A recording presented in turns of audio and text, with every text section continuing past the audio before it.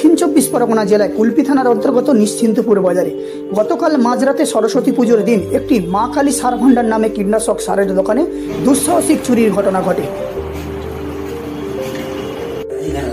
নাম কি? বসন্ত নরসিংহ। বাড়ি কোথায়? দক্ষিণ নোয়ারপুর থানা? ফলতা। তুই নিশ্চিন্ত কখন এসেছিস? সন্ধ্যাবেলা। কিসে করে এসেছিস? বাসে করে। বুকে এই গেটটা থেকে টপকে ওদিকে হচ্ছে জানালা আছে, জানালা ভেঙে আর ঢুকেছে।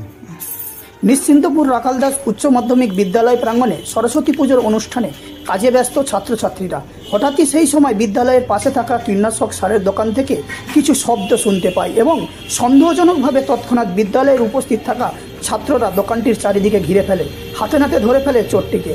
স্থানীয় সূত্রে জানা গিয়েছে, চুরি করতে আসা যুবক দোকান ঘরের টিনের চাল কেটে দোকান ঘরের ভিতরে চুরি করতে থাকে। পরবর্তী সময়ে বিদ্যালয়ের ছাত্র এবং এলাকার স্থানীয় কিছু মানুষজনের সহযোগিতায় চুরি করতে আসা যুবককে কুলপি থানা পুলিশের হাতে তুলে দেয়। তৎক্ষণাৎ জিজ্ঞাসাবাদের জন্য কুলপি থানার পুলিশ ধৃত যুবককে থানায় নিয়ে গিয়েছে বলে জানা গিয়েছে। ঘটনাটা ঘটেছে দাদা, আমি যেরকম ভাবে দোকানে যাই, মানে দোকানদানি সেরে রাত 9টার সময় যেরকম বাড়িতে যাই, বাড়িতে চলে গেছি। সকালবেলা এসে দেখছি যে আমার দোকান খুলে দেখছি যে আমার কাগজপত্র সব চারদিকে ছড়ানো। এসে তারপরে দেখলাম যে কাগজপত্র ছড়ানো পেছনে আমার গোডাউনে টিন কেটে দোকানের ভিতরে চোর ঢুকে আমার কাগজপত্র চুরি করে নিয়ে গেছে। সোনার জিনিস ছিল, রূপোর জিনিস ছিল, রূপোর বালা ছিল, ব্যাগে 1000-500 টাকা ছিল, সেগুলো সব নিয়ে চলে গেছে।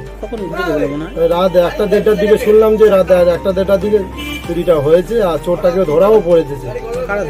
স্কুলে সরস্বতী পুজোর জন্য স্কুলের স্টুডেন্টরা ছিল, তারাই ধরেছে, আর স্থানীয় বাসিন্দারা ছিল, তারাই ধরেছে চোরটাকে। তাকে থানায় দিয়েছে। আমি চাইছি যে আমার যে জিনিসটা চুরি হয়েছে সেই জিনিসটা টাকাটা পেলে আমার খুব ভালো হয়।